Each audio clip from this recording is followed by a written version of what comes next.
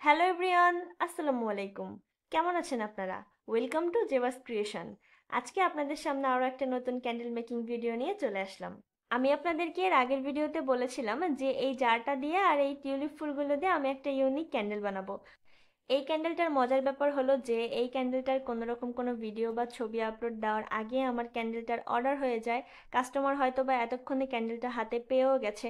আসলে আমাদের পেজে অনেক সময় কিছু কিছু কিউট কিউট কাস্টমাররা মেসেজ দেয়, মেসেজ দিয়ে বলে আপু একটা কাস্টমাইজড ক্যান্ডেল নিব, আপনি আপনার পছন্দ মতো বানাবেন, বা কোন ক্যান্ডেলটা নিলে ভালো হয়, একজনকে গিফট করব, আপনি সাজেস্ট করেন।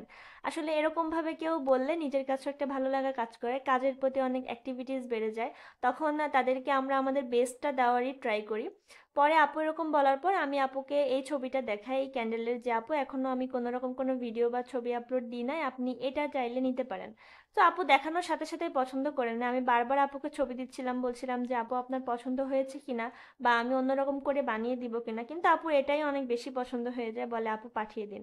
তাই ভাবলাম যে এই ক্যান্ডেলটার মেকিং ভিডিওটা আপনাদের সাথে শেয়ার করা যাক।